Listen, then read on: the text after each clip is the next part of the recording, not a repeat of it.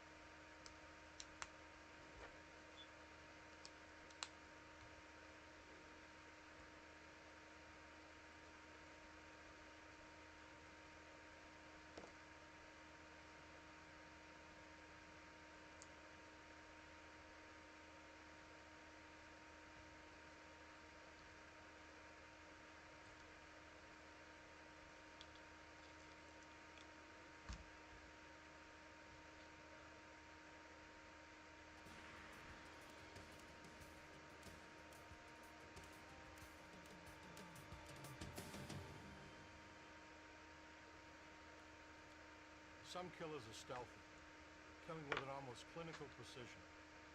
Others act on a violent impulse, saturating the crime scene with their rage. How a murderer behaves tells much about who he is. In 1987, the brutality of a triple homicide in Anchorage tested the mettle of even the most seasoned investigators. I'm Jim Kallstrom, former director of the FBI's New York office. When Nancy Newman and her two young daughters were found slain in their apartment, local law enforcement needed help. They called the FBI. At the crime scene, clues were everywhere, but seemed to lead nowhere. Agents knew that to crack this case, they need to somehow get inside the killer's mind.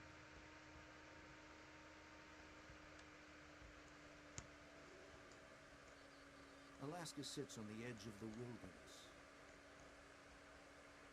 seemingly isolated from the rest of the world and its troubles.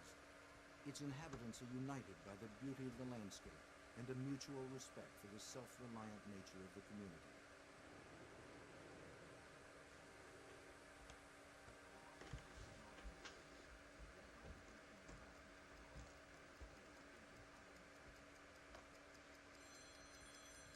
It was shortly before 8 a.m. on a Sunday, March 15, 1987. Cheryl and Paul Chapman were awakened by a phone call. Cheryl's sister, Nancy Newman, was hours late for the breakfast shift at the restaurant where she worked. Nancy's shift manager told Cheryl that Nancy's car was in the restaurant parking lot, but Nancy was nowhere in sight. Maybe the Chapmans should check on her.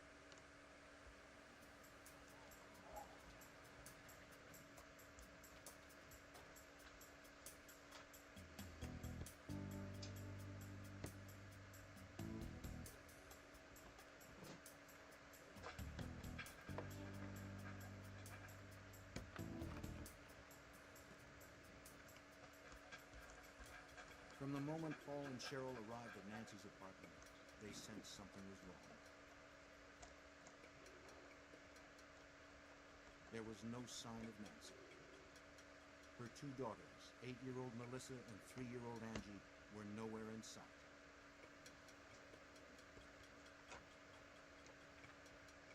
Coffee mugs from Cheryl's Friday night visit with her sister were still in the sink.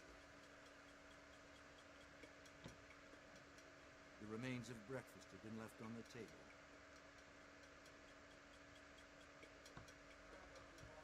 The tin where Nancy kept her tip money Okay. sat empty.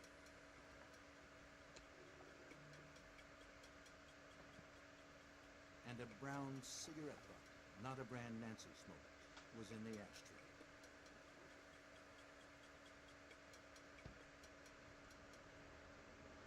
Nancy? Nancy? In Nancy's bedroom, Paul made a gruesome discovery. He found Nancy lying beaten and lifeless on her bed. Paul rushed to the other bedrooms to find Nancy's two girls. To his horror, he found Melissa and Angie brutally murdered.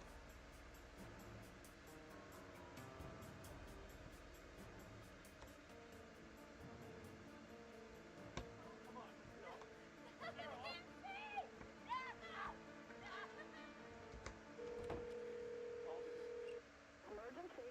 Yeah, Tracy, police, please. What's the problem there? It's been a homicide. There's been a homicide? Our sister-in-law didn't show up from work. They called us at our house when Norfolk seen her. We came over to find her. 4310. And it's terrible. Corey's got some on me right now.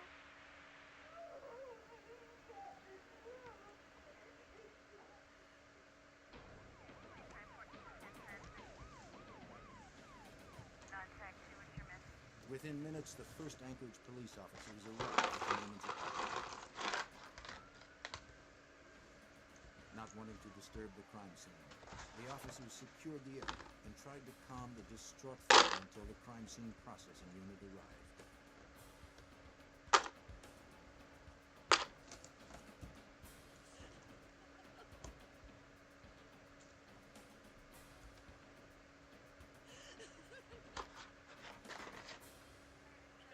What police found was horrific. Nancy and Melissa Newman appeared to have been beaten and strangled. Little Angie Newman's throat was cut so deeply she was almost decapitated.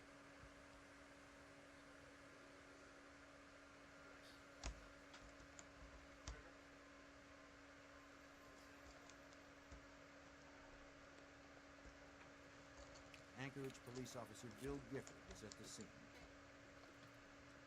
Well, the impact of a case like this is quite often it's hard to capture in words.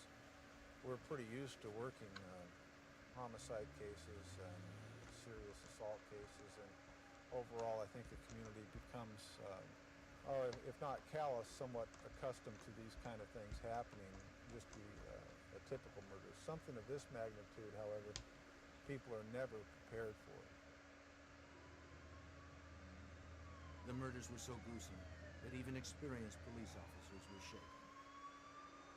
It is shocking for the public, and it takes a toll on the investigators and the officers working the case as well, because you're just not used to seeing, Hi, Linda. as I mentioned, things of this magnitude. Okay. Nancy Newman's body was lying on her bed, her nightgown hiked up around her chest. There were abrasions on her nose, chin, and forehead, and a knee seemed to be injured. Bloodstains were at the foot of the bed. A pair of olive green gloves were on top of the dresser.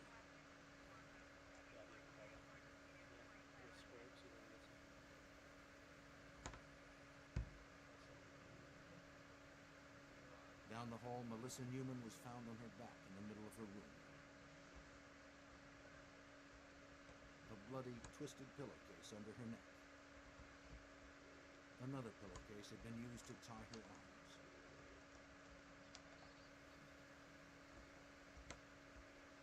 Three-year-old Angie Newman lay on her bedroom floor in a pool of blood, surrounded by her favorite books.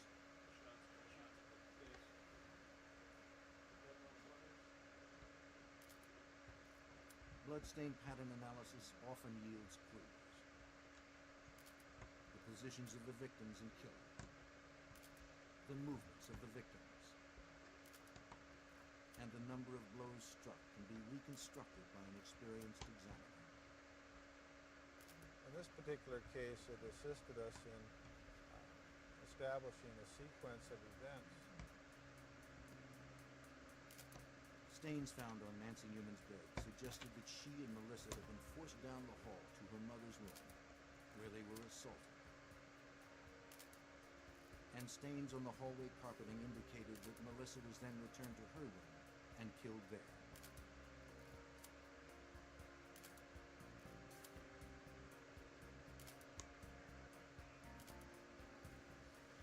Officers treated each area as a completely separate crime scene.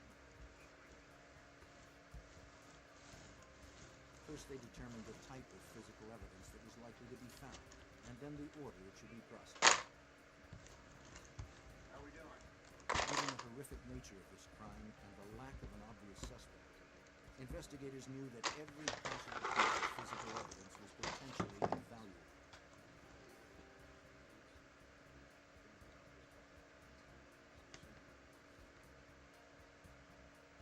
Detective Sergeant Michael Grimes was in charge of the Anchorage Police Department's homicide, assault, and robbery unit. I knew that they were going to be in this crime scene for hours and hours and hours. This immediately is what we identify as a forensic case. There was very little disturbed by them when they found the body, so we were very fortunate in that respect.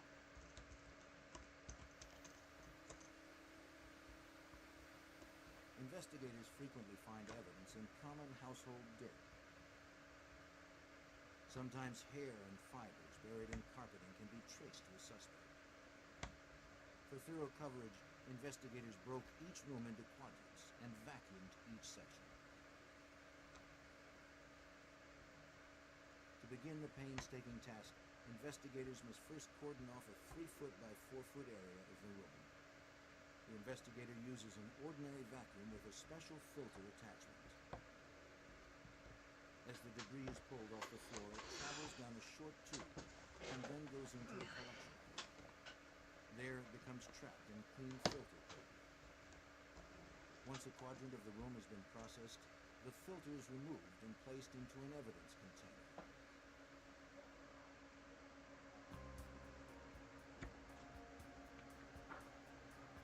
Many minute hairs and fibers are missed by crime scene vacuumings. Therefore, a portable argon laser is used, which causes unseen hairs and fibers to fluoresce when exposed to the laser's light.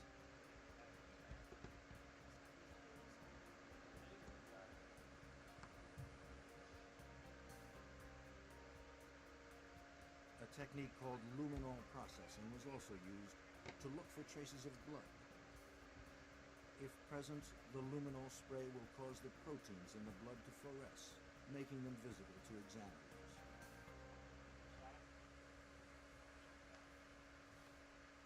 We were processing the scene and looking for invisible traces or invisible blood patterns. We found a luminescent impression that we were able to photograph. We also knew we had a knife missing out of the kitchen. We took one of those knives out of the knife set, and we found that matched in width and length to that of the luminol impression we had. The crime scene appearance suggested the murderer had taken the victims by surprise. It appeared that Newman's morning routine was suddenly interrupted, perhaps indicating that they knew the killer.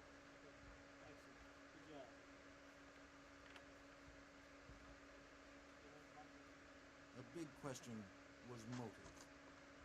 At the scene, Cheryl told police that Nancy seemed to have no enemies. As a waitress, she was popular among her customers and colleagues, friendly without being flirtatious. And what possible motive could explain the rage inflicted upon 8-year-old Melissa and 3-year-old Angie?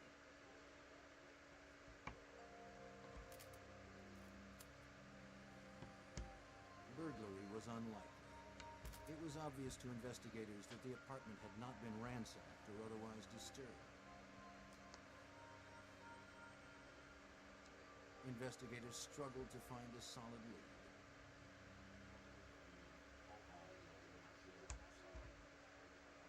Detective Bill Reeder worked the case from the beginning.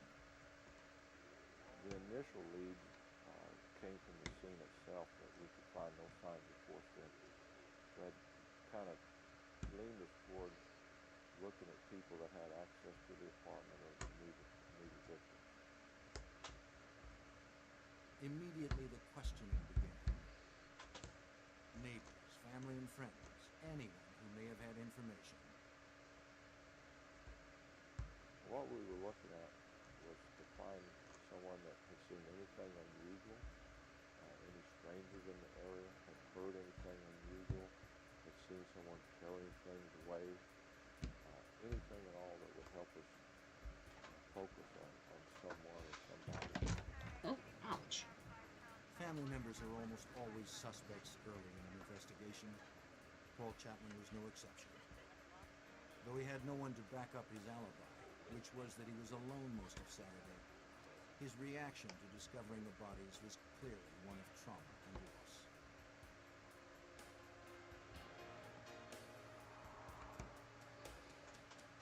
Investigators spoke with everyone close to the family and learned that Nancy Newman was happily married to John Newman, the father of their 2 girls.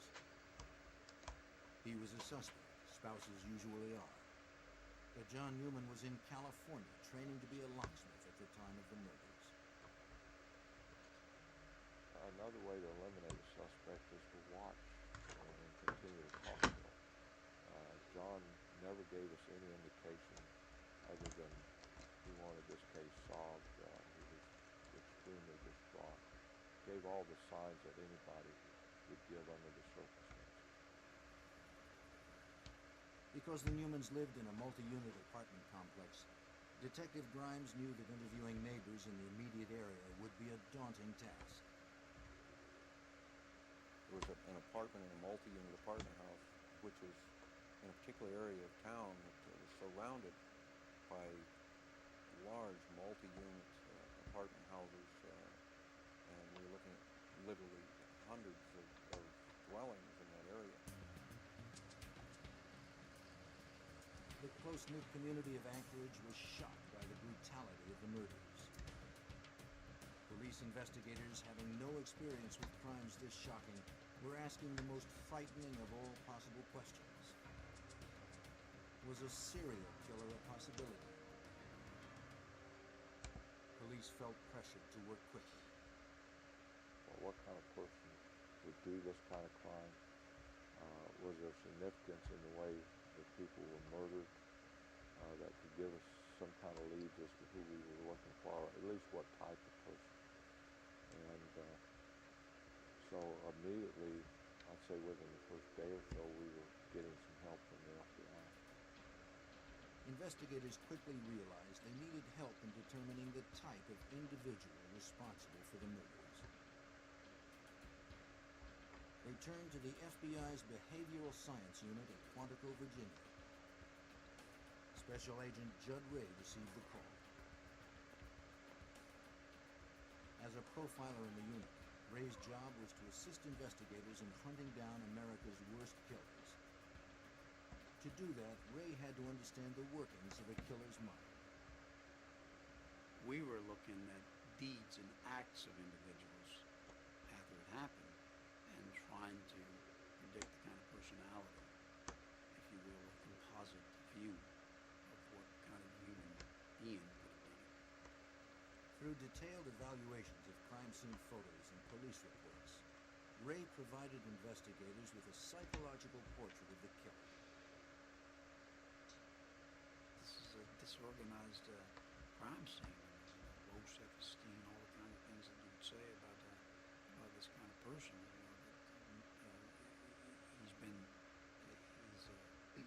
Society has rejected him through the years, and now it's his time to reject society.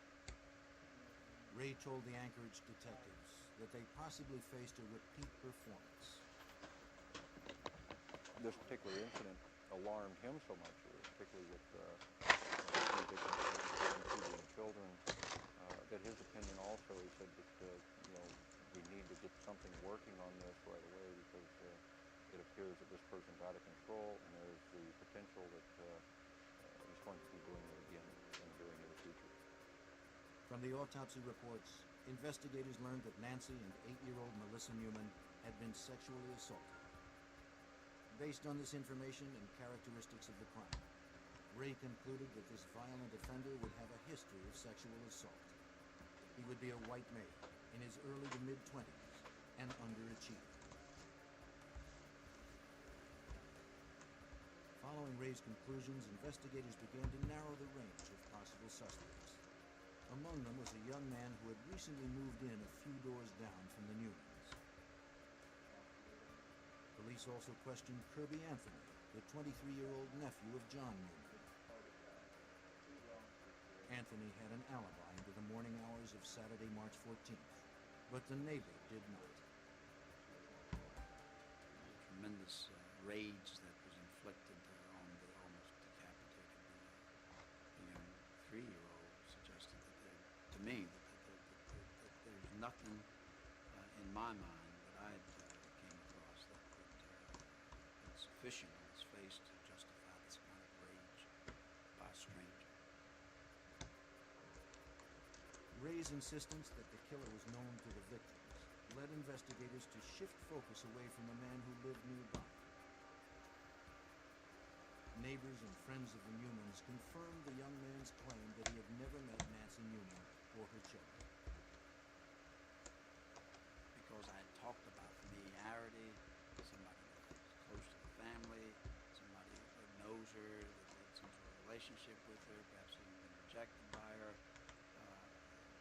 They said, well, as a matter of fact, there's a nephew that comes to mind. As investigators continued questioning possible suspects, the volume of evidence that had been collected from the crime scene was taxing the limits of Alaska's state crime lab. Once again, Anchorage police turned to the FBI. The evidence was sent to the FBI's crime lab in Washington, D.C.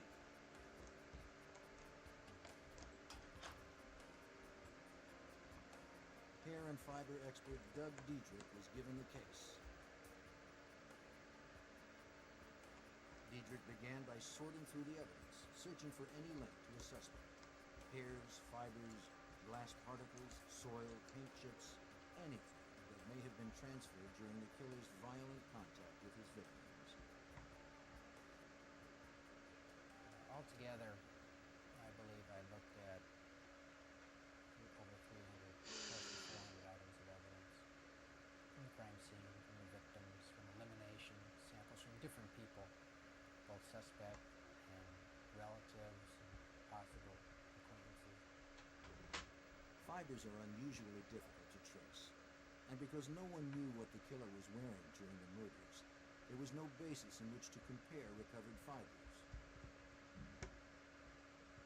The varieties that are out there are endless, so that when an individual in a case, for instance, who's wearing a particular type of clothing transfers fiber material, that evidence will be considered to be unique. Even though they may have made a number of garments of the same type, by the time it gets out into the public, this material is dispersed like a drop of oil in the ocean. It's there, but it's hard to find. Distinct fibers, amounting to less than a thimbleful of evidence, were recovered from throughout the Newman's apartment.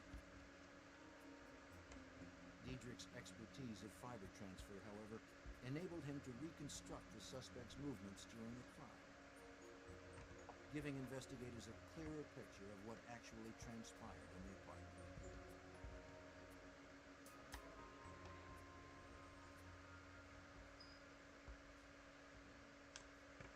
As Diedrich's analysis progressed, Anchorage police asked Kirby Anthony to come to the police department to give more detailed statements. They began to learn more of his story. Anthony and his girlfriend had moved from Twin Falls, Idaho to Anchorage 18 months earlier. Both had stayed at the Newmans for a while, but were asked to leave about the time they found jobs on a fishing boat.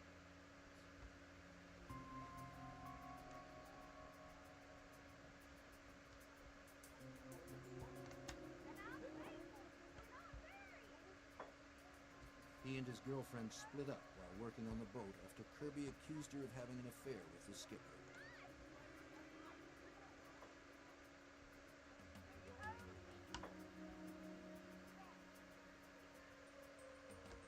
His mates described him as irrational and unstable after the breakup. He clashed with the skipper and was fired.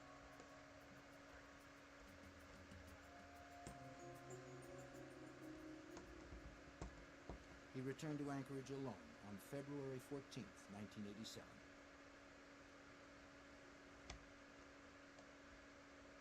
Having nowhere else to go, Anthony took a taxi from the airport straight to the Newmans.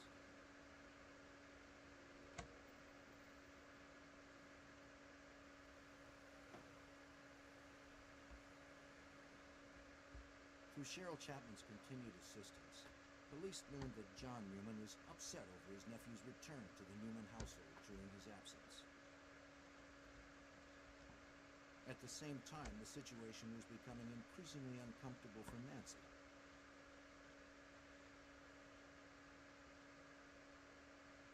After a few weeks, she asked Anthony to leave. He moved in with an acquaintance, Dan Grant. As the investigation began to focus on Kirby Anthony, Sergeant Grimes recalled his first encounter with him. The day of the murders, Detective Grimes took on the task of notifying Anthony about the deaths. I told him that we had some bad news for him, that his aunt and her two little girls had been found dead just earlier that morning. As I recall, Kirby grabbed his hair and started wailing and moaning, but it was all dry-eyed. There was no tears. Anthony's demeanor did not fit that of a grieving family member, but Grimes knew that Anthony's odd behavior would never justify an arrest. The autopsy report, however, made investigators more suspicious. Autopsy results helped pinpoint the murders between 7 a.m. and noon on Saturday, March 14th.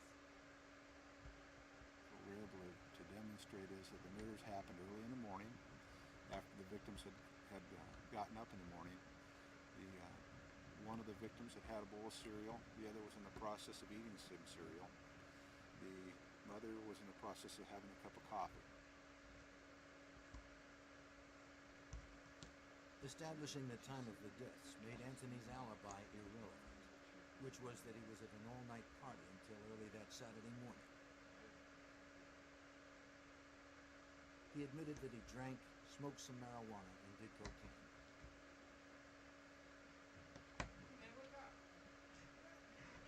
He said he returned to the house he shared with Dan Grant at about 7 a.m., then left again at about 8:45 a.m.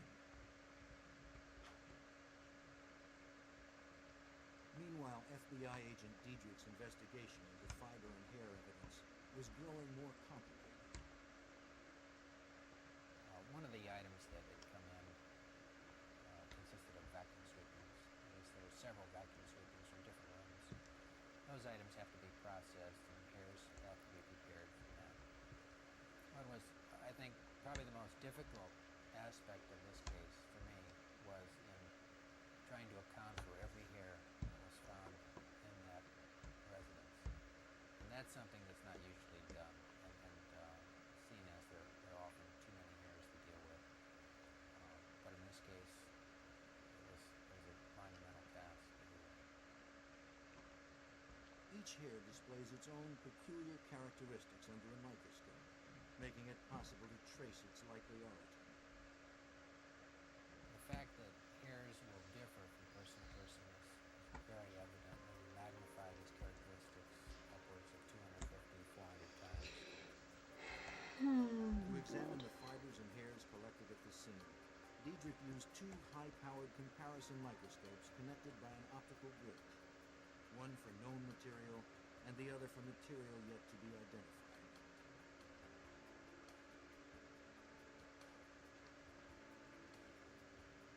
Because Anthony had lived with the Newmans for a while, his hair was likely to be in the apartment. That meant it was important to establish whether the trace hairs were old or recent. Diedrich went through the contents of the vacuum. Hey, you bloody cat! You come running quick. You know what time it is, don't you? Is it time to treat? Yeah. Because of the vast quantities of hairs and other items that were found in the bag, I had to look at the vacuum bag from a layer standpoint. Because what was the most recently deposited or recently vacuumed material? Since Kirby Anthony had denied being in the Newman's apartment recently, it was imperative that Diedrich determine the condition Hi, of I'm the my sister Nicole. The condition of the surface of hairs, the condition of the ends. Is this yours? Yeah, it's yours. How long hair may have been in a Hey, Nicole. Working his way through the Hiya. layers of the Newman's vacuum, What are you having for dinner? Diedrich found some of the same types of hairs that did not appear Yes, to belong it's to here. any of the Newmans. There you go, good These girl. hairs had been recently deposited. Oh, fucking hell. In addition to the I was vacuum out like a sweepings, light last night. unidentified pubic hairs Fucking were also gone. found on I the think I victim. was. Yeah, you were as well. Both were fucking To knackered. determine the significance I don't of these even findings, remember falling Diedrich asleep. now wanted to know Mm, how no, hairs you did. usually are transferred from one room to another. So he conducted his own I experiment. think I got 10 minutes into, is it Freddie Dodgy's Mind Question Rescue? as to how Yeah, that's it, you've had likely a it would lot. be to find somebody's hairs, let's say pubic hairs, in different areas of a home. So I designed a little experiment where I took Jimmy. a vacuum home, There you crime go. scene vacuum to my house. Oh, and girl. vacuumed 4 bedrooms Oh. over a 2-week period, same time every day, just to see what types of hairs might be found. I was focusing mainly on pubic hairs. Diedrich preserved the material from every sweeping. He then compared the hairs from those sweepings with known hairs from himself.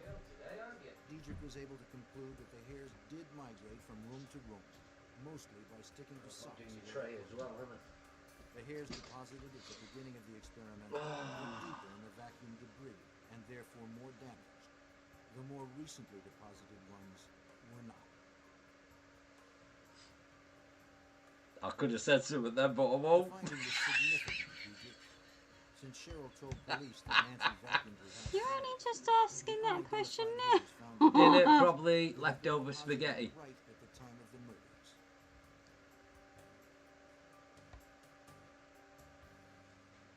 Under microscopic scrutiny, an important piece of evidence was revealed. It's a good job I didn't say what I was going to say. Partial egg casing, the kind associated I was with gonna genital say, you loss, just not was just clinging to asked the that damp question washcloth now. found in the Newman's bathroom.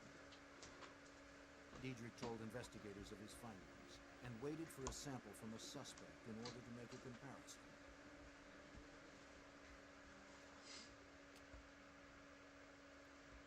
There were at least a half a dozen individuals who were considered prime suspects.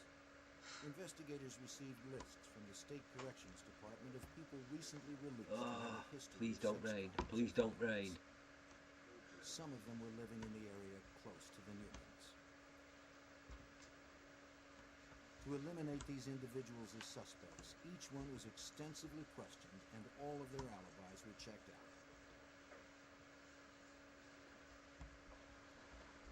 Police continued to question Anthony. He admitted nothing, but with each interview, the details of where he was and what he did the morning of the murders changed slightly. Hello. That was kind of an indicator of what we were going to be dealing with Kirby when we To did get some nuts for these squirrel. little lies that weren't necessary but were thrown out to us. Unaware of Diedrich's hair analysis, That's right Anthony around was the asked corner. by investigators Yes, to submit it hair is. and blood samples. Wanting to appear cooperative, he voluntarily submitted the samples. They were rushed to Diedrich for comparison. The next day, Diedrich notified investigators that Anthony had pubic lice. So that was probably the most significant breakthrough. At that point, we could start focusing Oh, on cool Kirby down. as Just the making some suspect. When confronted with the evidence of the hair and egg casing on the washcloth, Anthony admitted that he did have lice. He said he had showered at the Newmans a week before the murders, so as not to spread the pubic lice at Dan Gibbons' house. For Judd Reddy, the dirty washcloth left at the crime scene told much about the suspect. The killer had cleaned himself at the murder scene. Why take the risk? Why not go home? It was obvious to me that he had to go somewhere where he couldn't go there all bloody, which sort of got into this guy's not a loner living alone somewhere. Ray's behavioral profile also predicted the killer would have been associated with a previous sexual assault. This prediction prompted investigators to look deeper into Kirby's past. They learned learned that Kirby Anthony had been the central suspect in an Idaho case that remains open to this day. The victim, a 12-year-old girl, suffered brain damage in the attack and was unable to testify. He had, just previous to coming to Alaska, been the focus of police attention down there. They had some type of outdoor picnic outing, and there was a 12-year-old that was found in the woods. She'd been strangled, unconscious, near death, and she'd been sexually assaulted. Their investigation pointed right at Kirby Anthony. Ray also predicted the killer would want to appear cooperative with police. They told us that the suspect would interject himself into the investigation. He would call to find out what the evidence was showing, and Kirby started doing that. What investigators did not share with Anthony was that Diedrich's other hair comparisons were also pointing to Anthony. The pubic hair found on the washcloth is only one of many positive associations Diedrich was able to make between hairs found at the crime scene and those submitted by Anthony. And in this case, a number of pubic hairs that were like Kirby Anthony's were found. Hey, Scratch Master. The victims were two girls, as well as a couple of them that were similar to his on the bed of mother. A hair from Anthony's head also was found on the top sheet of Nancy Newman's bed. Facial hairs that matched Anthony's beard were found on all of the victims and in their rooms.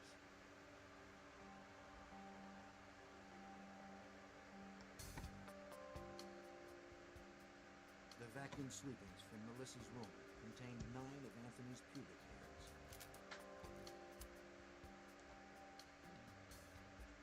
The sweepings from Angie's room included 2 pubic hairs, one with blood and one with lice castings. Investigators felt it was time to keep tabs on Anthony's movements. Through surveillance, investigators learned of Anthony's hangouts and discreetly followed him around town. They hoped that Anthony would reveal something to his friends that would further implicate him in the murders. If he did, the investigators would soon find out.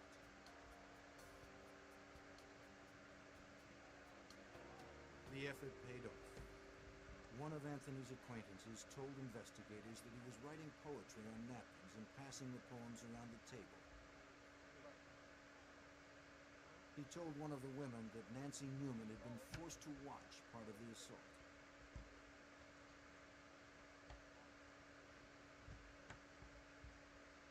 Investigators also learned that at one point after the murders, Anthony called his ex-girlfriend's mother in Idaho to tell her about the crime. Angie Newman had been stabbed, he said, and Nancy and Melissa sexually assaulted. In both instances, the call to Idaho and the scene at the bar, Anthony could not yet have known about the details he described. The information had not been released by police to the press, nor had investigators mentioned it to Anthony during questioning.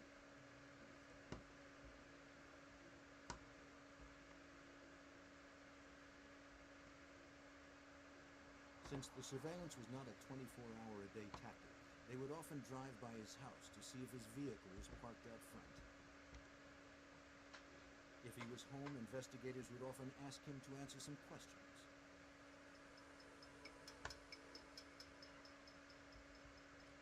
The circumstantial evidence against Anthony was mounting. During a visit to his residence, investigators noticed Great a games, manually good operated captor games. belonging to John Newman that had been reported missing after the murders. He told detectives that the Newmans lent it to him, but when asked later to demonstrate how it worked, he seemed to have no idea how to operate it.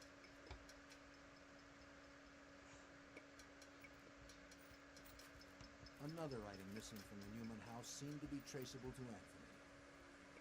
The tip money missing from the cookie tin consisted only of coins. 3 of Anthony's friends told police they either saw him rolling coins into wrappers or saw him pay for items with wrapped coins.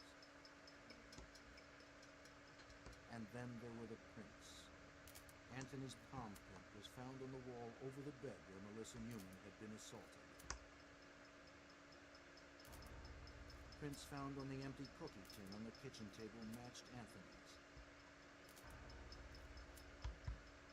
His prints were also found on the living room closet door and the inside and outside of the apartment door. Another place we located one of Kirby's fingerprints was on the back side of the door to the mother's bedroom. And again, its position was significant in that it led us to believe that perhaps someone was trying to escape out of the room, and he already had some other trace evidence on his hand, slammed the door shut, transferring not only his fingerprint, but some of the other trace evidence that was found in the scene. The evidence was overwhelming. Every suspect in the month-long investigation had ultimately been cleared, except Kirby Anthony. For investigators, it was time to obtain an arrest warrant. Judd Ray had previously cautioned investigators that the killer might try to flee if the pressure became too much. The increasing intensity of police questioning had made Anthony nervous.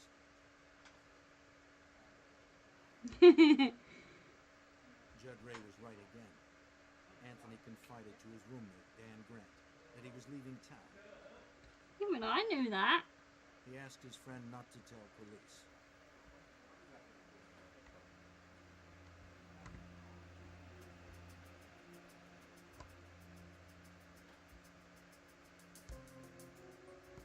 Grant was afraid to contact Anchorage police because of Anthony's notorious temper. Nonetheless, he did finally call them 7 hours later. Anthony was heading to the Canadian border, an 8-hour drive away, and he had a 7-hour head start.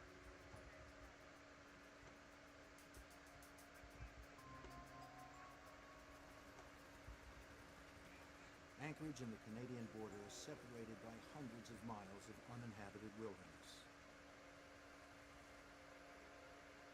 Anthony could be hiding anywhere.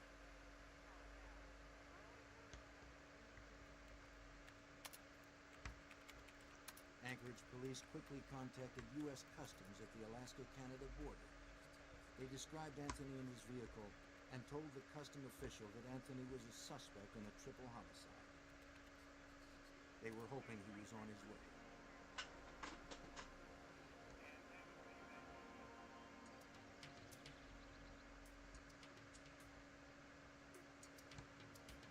Less than an hour later, Anthony arrived at U.S. Customs. Having no idea that investigators had been tipped off, Anthony calmly pulled up to the customs gate.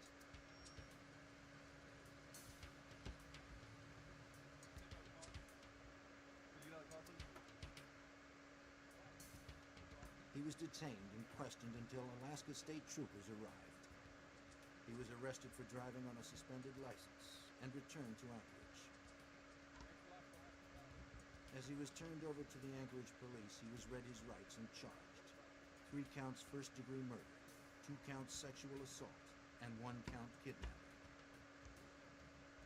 Under Alaska law, kidnapping can be charged if a victim is restrained during an assault.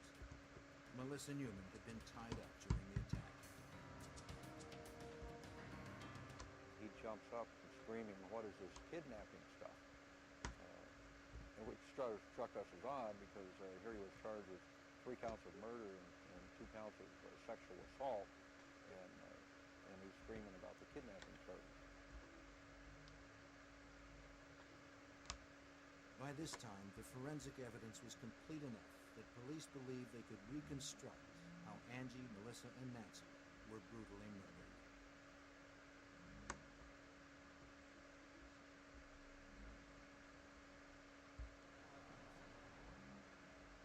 The last time Cheryl Chapman saw her sister alive was Friday, March 13th.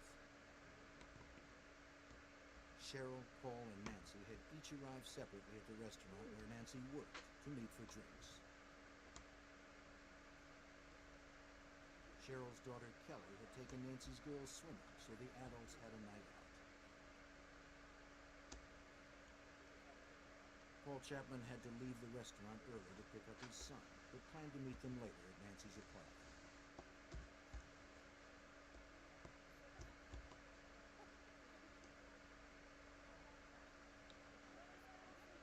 As they were leaving, Cheryl suggested that Nancy leave her car at the restaurant and ride home with her. Nancy had Saturday off, and Paul would gladly give her a ride back to her car tomorrow.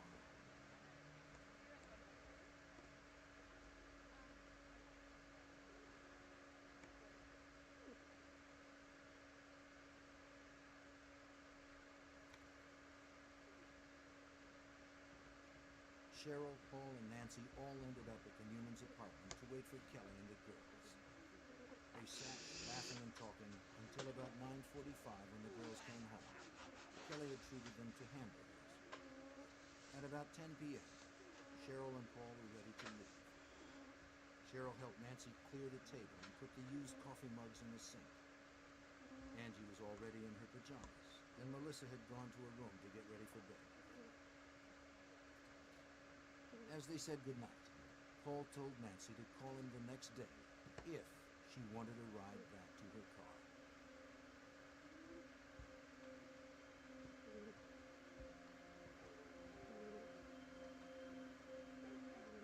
Sometime between 7 a.m. and noon on Saturday, March 14th, Kirby Anthony arrived at the Newmans' apartment. Kirby Anthony is the only person who knows what happened next. Perhaps Nancy refused to lend him money. Perhaps she refused a sexual advance. Perhaps she ordered him out of the apartment.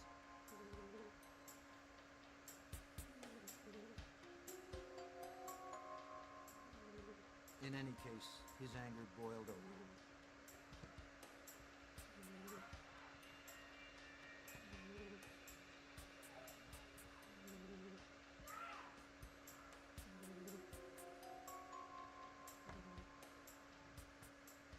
Evidence indicated that part of the assault on Melissa occurred in her mother's room. Both would have had to have been restrained, and their bodies did show signs of having been bound.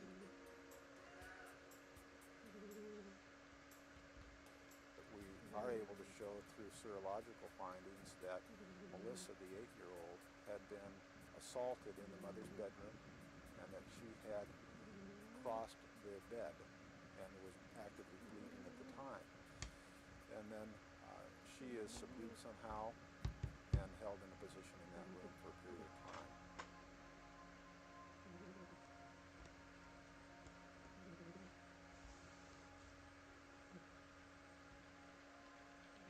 Melissa Newman probably witnessed the rape and murder of her mother. She then was taken back to her bedroom where she was assaulted again and killed.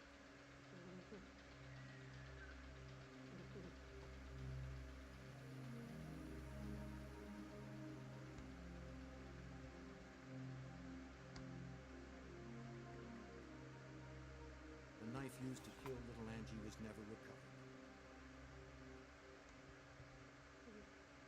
It was unclear whether she was killed first or last. What was certain was that she seemed to be the target of a horrible, uncontrolled rage.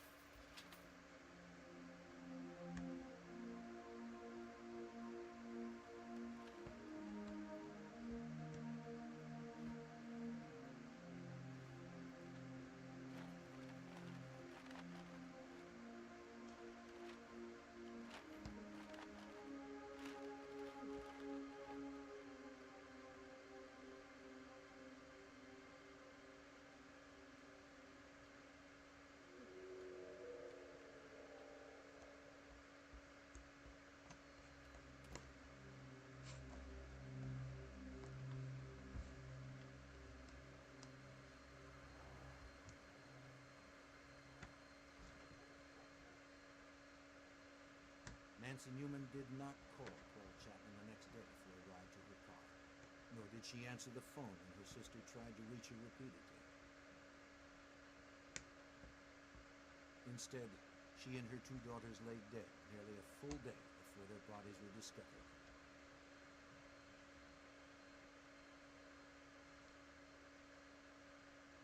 particular grudge against Angie may have grown out of the few times that Anthony babysat the girls. Reportedly, he had called her a tyrant. But for those close to the victims, and for investigators working the case, nothing could explain Kirby Anthony's savagery. I don't really think that you could isolate any one thing that would cause a man to fly into a homicidal rage like Kirby Anthony did. Yeah, for the most part, I don't think that Kirby Anthony could even tell you why he would do something like that. A grieving John Newman sat in stony silence throughout his nephew's trial. After 8 weeks of testimony, the jury reached a verdict on June 3rd, 1988. A clean-shaven Anthony seemed confident as he waited for the verdict.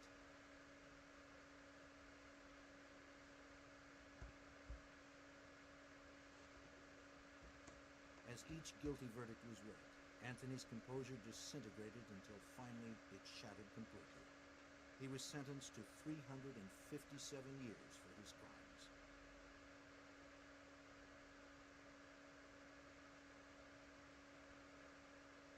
Kirby Anthony's conviction represented an almost textbook example of cooperative police work. Anchorage police provided the FBI with evidence collected from a meticulously preserved crime scene. Doug Diedrich carefully analyzed the hairs and fibers and anticipated Kirby Anthony's excuses, conducting his own home experiment to refute them. Judd Ray helped police stay several steps ahead of Anthony's thoughts and actions. And for the first time, testimony of an FBI profiler was accepted in court. It was a good case to test the waters in terms of whether or not this was going to be accepted in our judicial system. And for that, the implications are probably far-reaching. It could open the door.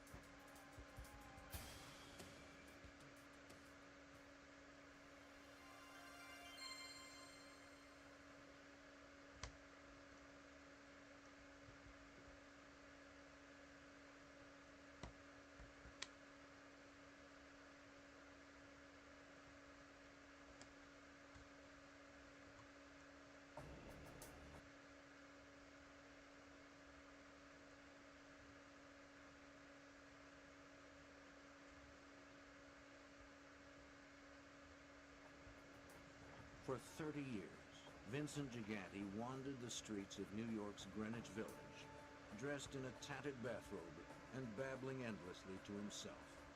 To the FBI, he was believed to be the boss of New York's most powerful mafia organization, the Genovese crime family. Was Gigante crazy, or was his behavior a shrewd attempt to disguise his position as a ruthless mafia boss?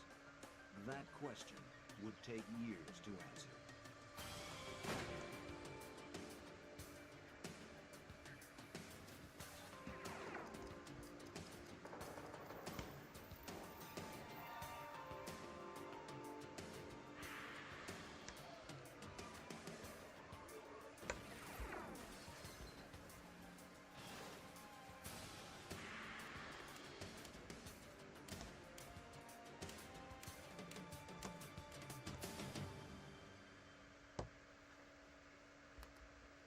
Every family has eccentrics, even crime families.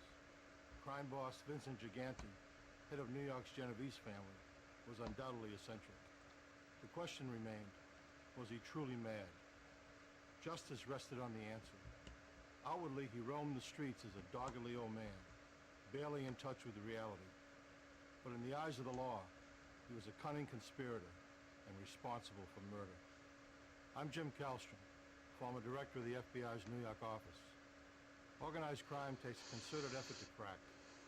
The FBI is devoted to cracking it. The case against Gigante hinged on his ability to stand trial.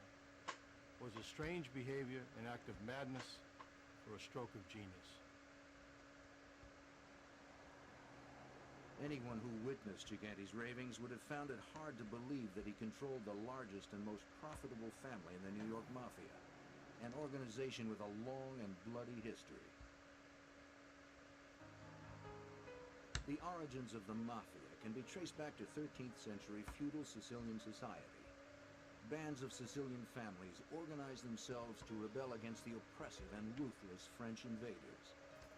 Mafia, the acronym for the Italian Morte alla Francia Italia Annella, which translates to death to the French is Italy's cry, became the name that these organized families used to refer to themselves, its meaning synonymous with men of honor.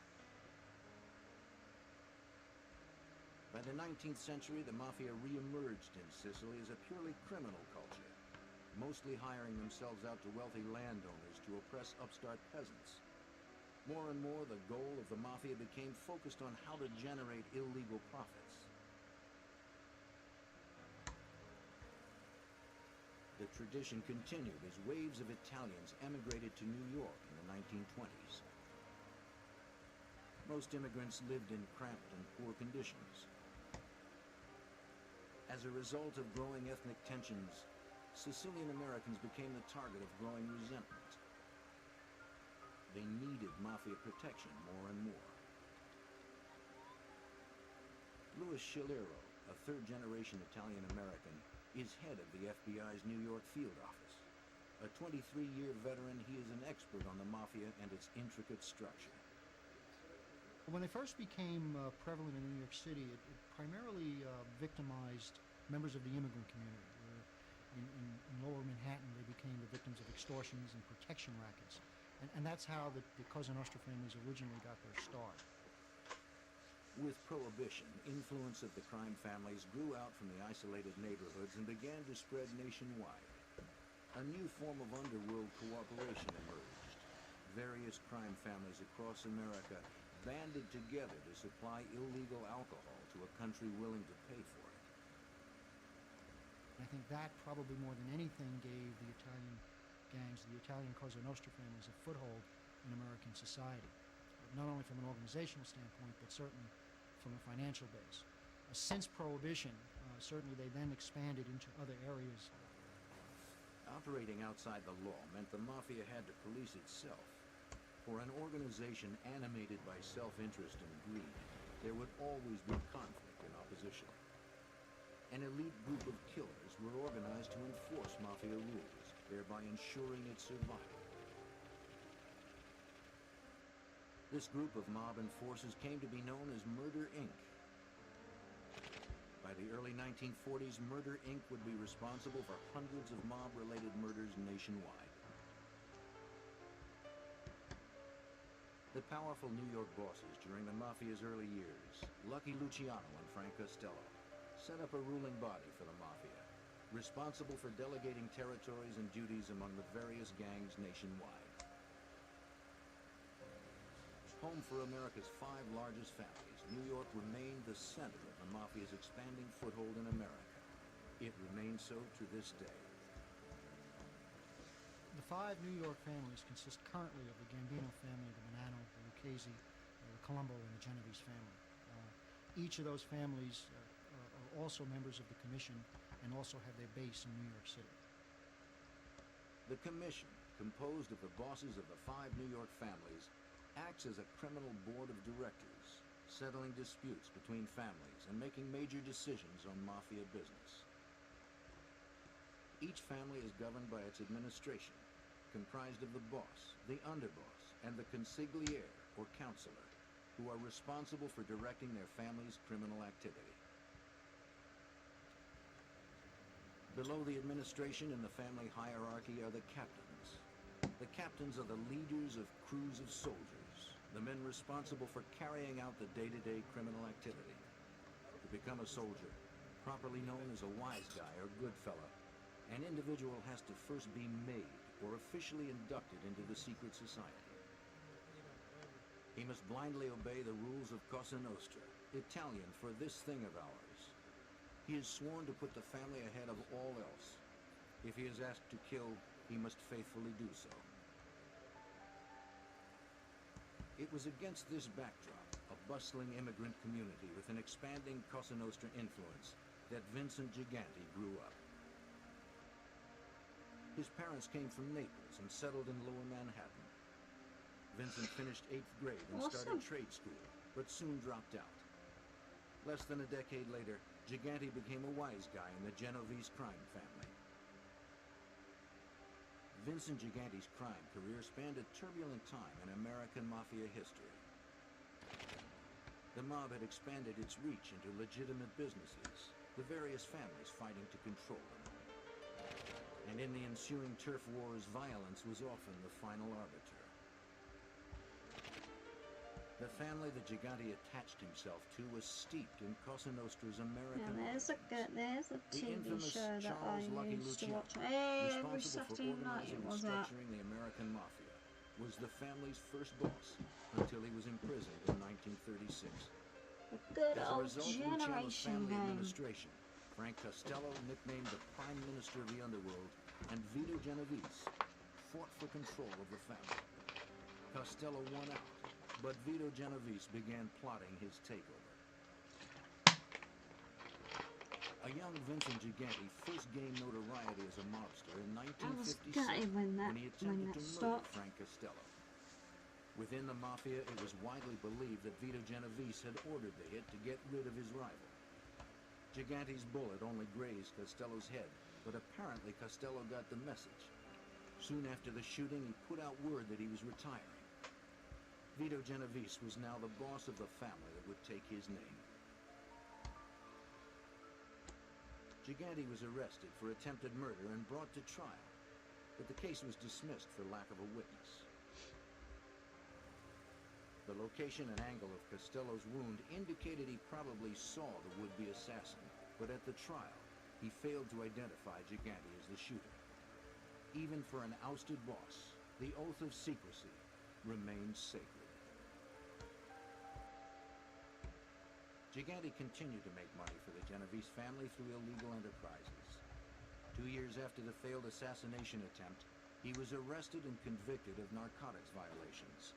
He received a 7-year sentence. Convicted mobsters are expected to do their time and remain silent. If Gigante served his time and kept his mouth shut, he would be rewarded after his release. It was up to Gigante to figure out how to avoid future arrests. He was a model prisoner, neat, polite, and willing to take on any job. Gigante's cooperation was so impressive that some prison officials wrote glowing reports. He was released early from the federal penitentiary in Lewisburg for good behavior when he was 35 years old.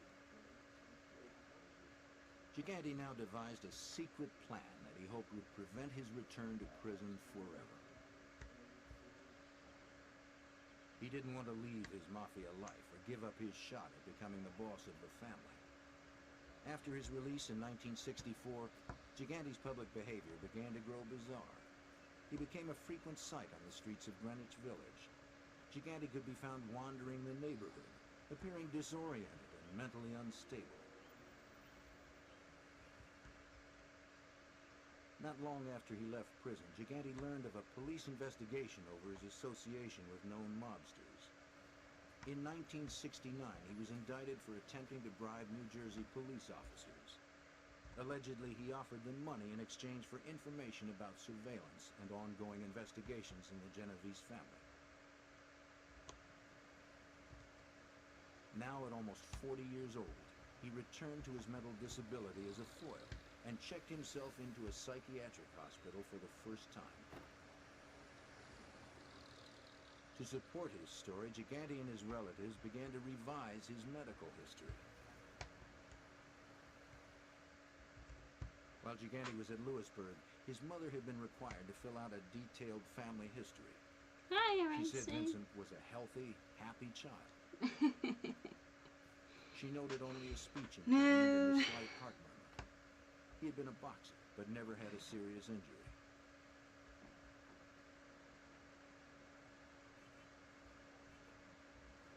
By the time of the 1969 indictment, however, Gigante's lawyers claimed he was not competent to stand trial.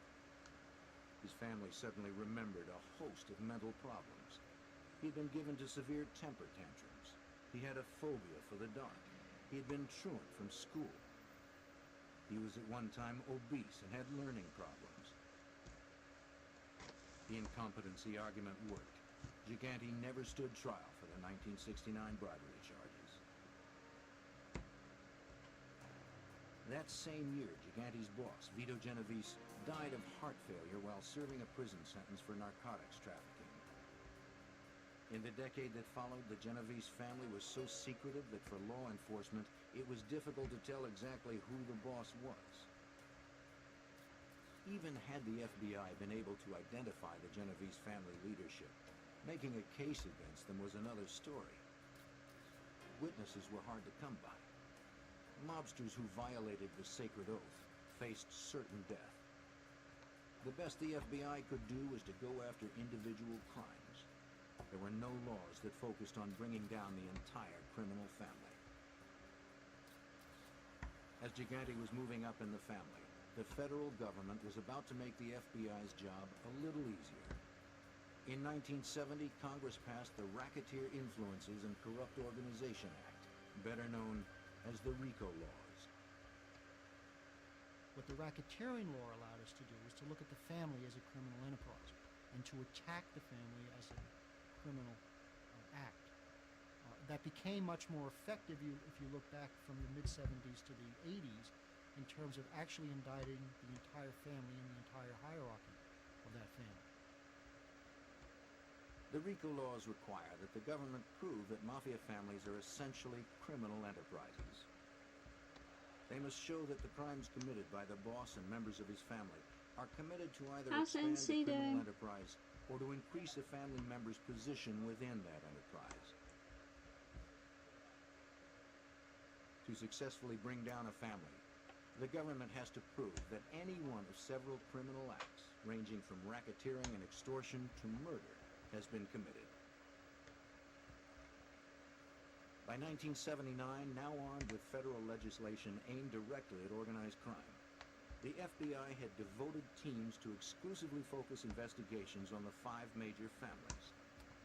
The FBI's Genovese squad finally learned that Vincent Gigante was on a fast track with the family. Special Agent Richard Rudolph had been assigned to investigate the Genovese crime family.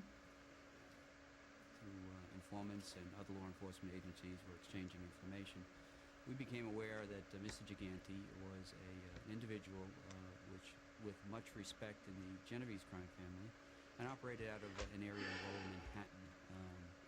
Because he was an up-and-coming person with a lot of respect within the family, we began to do some surveillances of Mr. Gigante. With the FBI continuing to build its arsenal against organized crime, Gigante's cat-and-mouse game intensified. He stepped up his public show of mental disorder. In the late 70s and into the 80s, he was admitted 5 more times for psychiatric treatment. The FBI continued to keep tabs on Gigante. Agents learned that he frequented the Triangle Social Club, a gathering place for Genovese crime figures. He could be found there almost on a daily basis. He lived in the neighborhood. He was an individual that could be found there in the late afternoons and into the early hours of the morning. And people would come to see him as opposed to him going to see other people. Though Gigante's association in the Genovese family seemed certain to investigators, Gigante's family and doctors continuously told investigators that he led a very narrow existence. They said his whole world was confined to the block where he lived and the church he attended with his mother.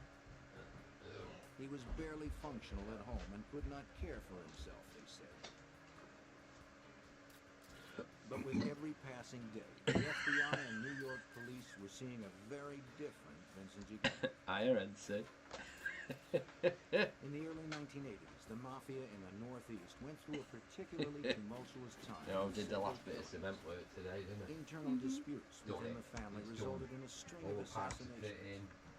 The FBI drainage suspected pipes, all Gigante was done responsible neat. for these gangland executions, All especially just got a those general intended as bit of punishment tidying for up to breaking do Cosa tomorrow, Nostra which is just a rules. quick sweep round. Gigante was known That's to be all. a traditionalist. He wanted the rules obeyed, Ah, and when they were ah, broken, yeah. retribution was sure to follow.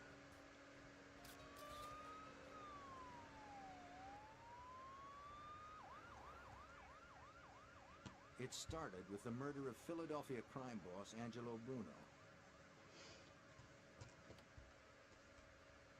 Although Bruno's family was well outside New Praying it York, don't rain. all families answered to the members of the commission. Gigante was upset because Bruno had been assassinated by his own men in a grab for control of the family. A Cosa Nostra rule had been violated.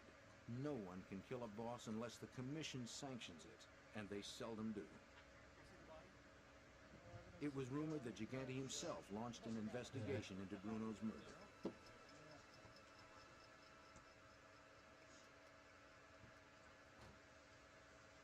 Yes, that's all done now, innit? And Retribution was I've swift. just got the general tidy up. Less and than a then- month later, Tony then I Bananas can start Caponigro, here. No, 'cause I've identified got- as one I've of got all this Bruno's shit that I need assassins, to do. was I've got to found finish dead. off ours. Once I get He'd it been done shot before 15 fucking times Orson and starts stabbed in the running. back. Eh? His body was stuffed in a trunk, and $20 bills were littered around his body. A clear message that he was killed for his greed. Again. Again. Again. On the same day, another body was discovered. This time it was Fred Salerno, dead of gunshot wounds, dumped in a vacant lot. He too had allegedly participated in Bruno's Have you murder. found that other gunman yet? Other gunman. There's 3 copies Phil been shot Testa in had taken Angelo Ohio. Bruno's place as boss. The shot one His suspect reign was dead, short. but the other one's still on the run. 2 in critical, one, Almost two, a year two after crit- Bruno's execution, critical, one Testa was stable. blown up entering his So own you do home. keep up in American news, what's going on? Another boss killed without the blessing of the commission. Another avenging act would follow.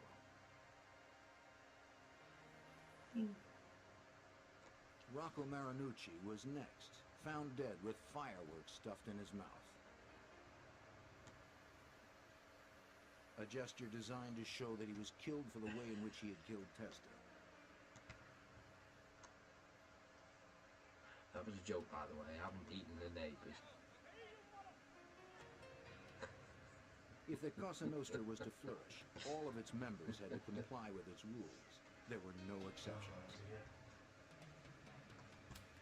Gigante was believed to have ordered the murder of one of his own crime family members. Genovese soldier Jerry Papa had murdered 2 Colombo family members without permission. As punishment for his unsanctioned act, he was brutally shot and killed by members of his One own good thing, at criminal least my family. pipes didn't get nicked this time.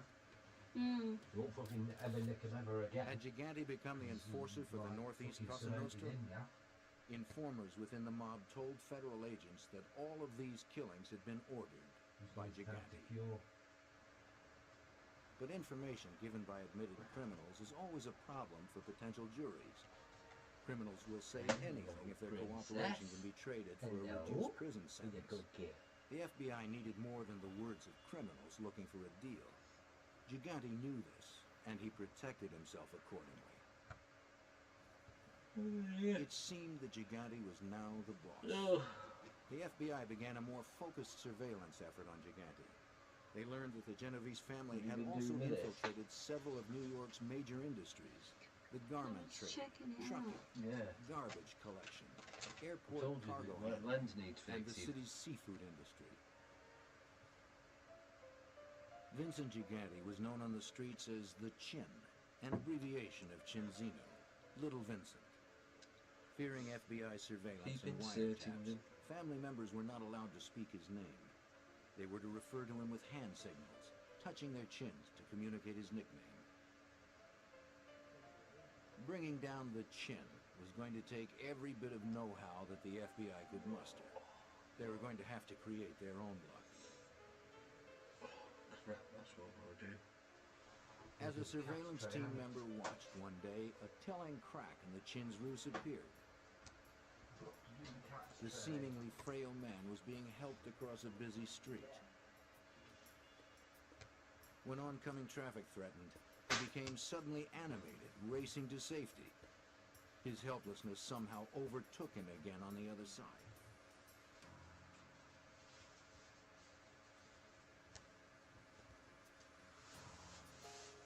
Clearly, there were two Gigantes, the mentally troubled one displayed to the public, and the determined boss of the Genovese administration.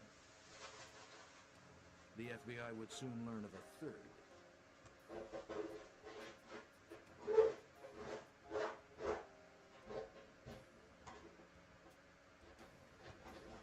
Gigante's ex-wife and their 5 children lived in New Jersey while he maintained a relationship with his long-standing companion, Olympia Esposito. He usually called on her late at night, looking quite dapper before he was aware of the surveillance. We learned that he frequently visited a townhouse which was located up on 77th Street and the east side of Manhattan, where we later learned that a common law, he was living with his common law wife, and he had been married previously, and this was his second family here at this residence. Soon the FBI knew all of the Chin's hangouts. This gave surveillance teams an opportunity to observe Gigante without his knowledge. A major break came when NYPD Organized Crime Task Force member Detective Tom Bruno was able to snap photos of some of Gigante's activities.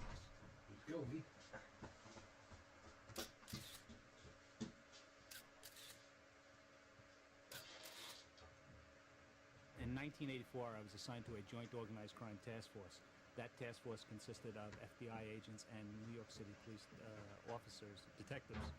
And we were assigned to investigate the Genovese crime family. Then the next step was to go to Sullivan Street where Chin Gigante lived. His apartment was above a pet store, alleged pet store. And he also had a social club on the block.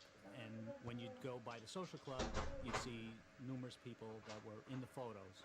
And you see them standing in front of, going inside, and then sometimes crossing the street, going to the pet store, which was where the Chin, we believe, met people. Pet store really never had any kind of business that we could see. It had a little cat box in the window, and basically that was it. More and more, Gigante was seen acting normally when he was unaware he was being watched. I see Chin Gigante and I see Andrew Gigante, which is his son, come out of his residence. And I'm just minding my business, walking up the block. Andrew leaves to get in his car, and Chin is standing on the corner. And he wasn't helped out of his building, and he was standing on the corner. Andrew gets in his car, pulls out. As he pulls out, there's a car coming up Sullivan Street. It blows the horn. Chin Gigante yells, "Hey, what are you, in a rush?" As he does this, I come into the lighted area. He looks, sees me, and all of a sudden his head goes down and he plays the sick point.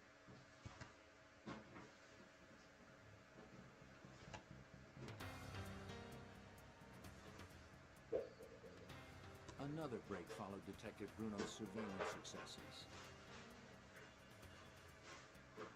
The FBI managed to rent an apartment close to the townhouse of Gigante's companion, Ms. Esposito. An agent would exit through a back door in the rented apartment building and position himself about 50 feet from Ms. Esposito's townhouse. From there, Ms. Esposito and Gigante could be seen from time to time. An agent watched the couple for 4 months between midnight and 2 a.m. Assistant U.S. Attorney Andrew Weissman, who later would have to prove Gigante's competency to stand trial, was delighted with the agent's observations. And lo and behold, when he was inside in a place where he didn't think he was being observed, he did all of the normal things that any of us would do. Matter of fact, what was unusual about those surveillances was that there was nothing unusual about him. He was normal. He was talking to people. He was counting money. He never wore a shoddy bathrobe.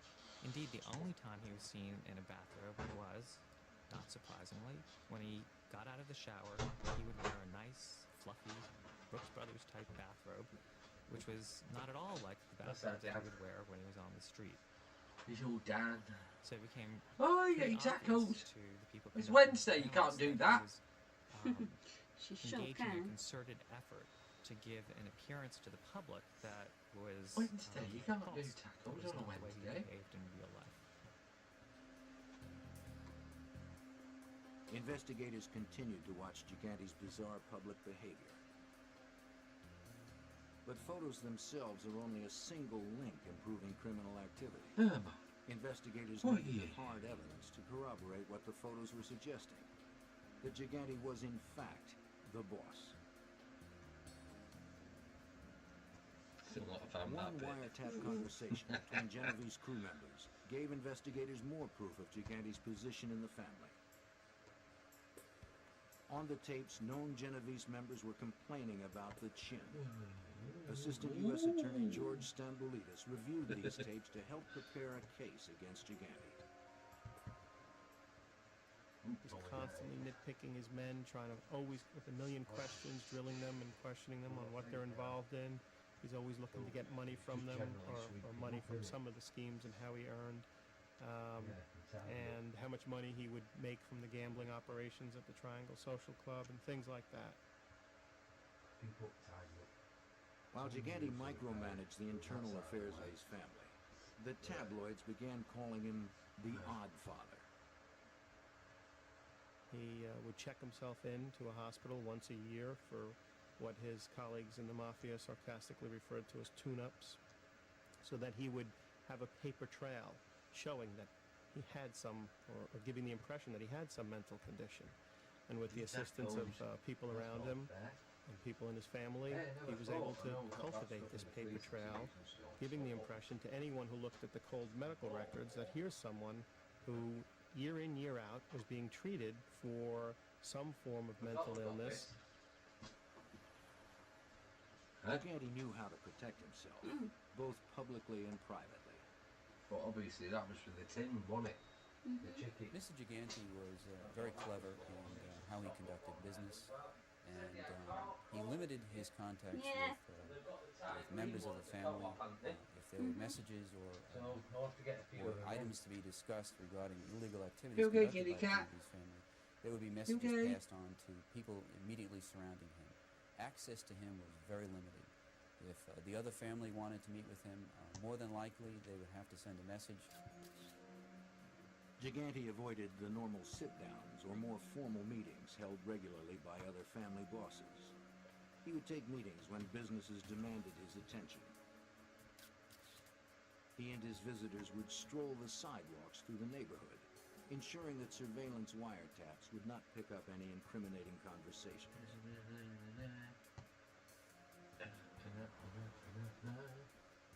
The always careful Gigante also suspected Ms. Esposito's phone was tapped, and it was. He never talked business on the phone. He would simply use a payphone or make arrangements to talk elsewhere.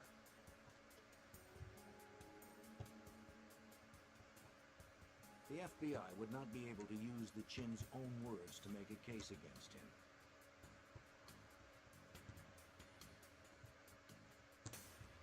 Other mobsters were not as smart.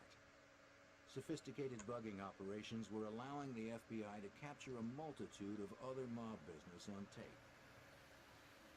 In early 1985, the Justice Department was bearing down hard on a number of high-level organized crime figures. Most were being charged under the RICO Act. Though RICO had been around since the early 70s, it was only now receiving its first real test.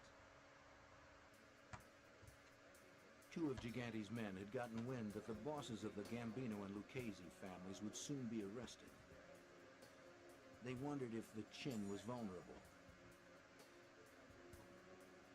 One commented that if he gets pinched, all those years in the asylum would be for nothing.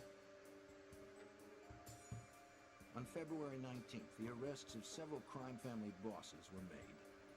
The next day, Vincent Gigante checked himself into the hospital and stayed a week. He had successfully avoided the indictment against the New York bosses. Among those arrested was Paul Castellano, head of the Gambino crime family. Prosecutors never brought him to trial.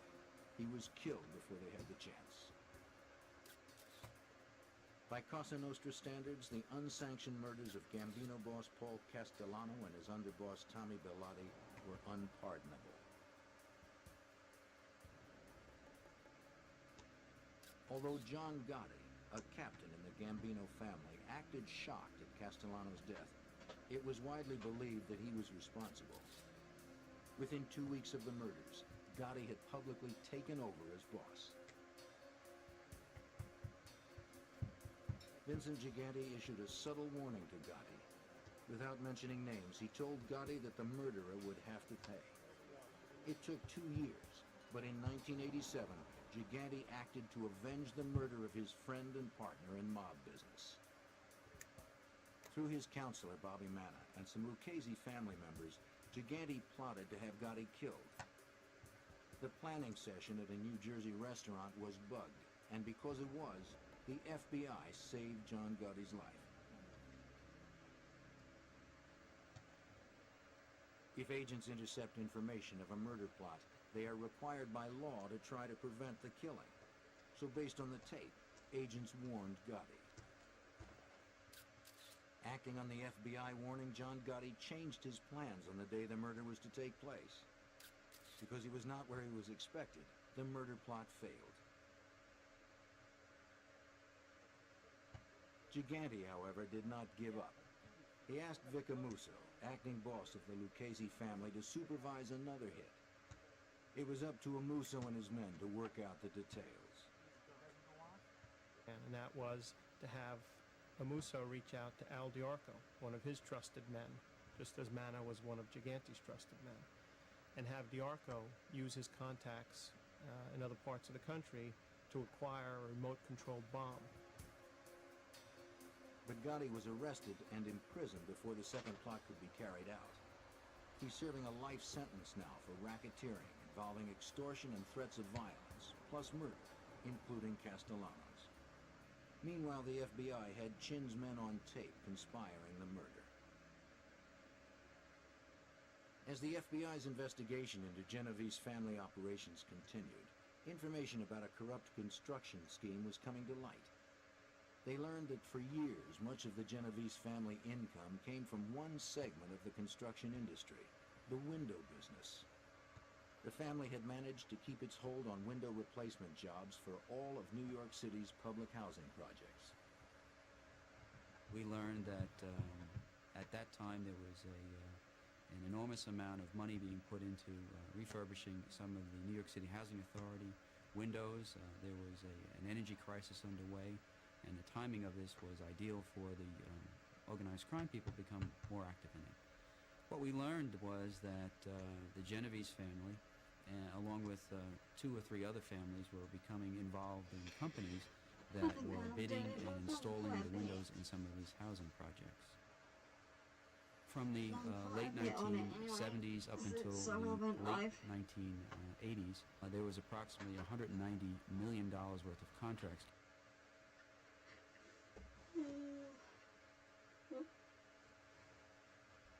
So there we have it. Just those bits. They'll be done, they'll be done, they'll be done. Right, I will be live later on, so thank you so much for joining us, and yeah, enjoy your tacos, Linda. And lots of love to you all. Take care now. See you later. Bye everybody.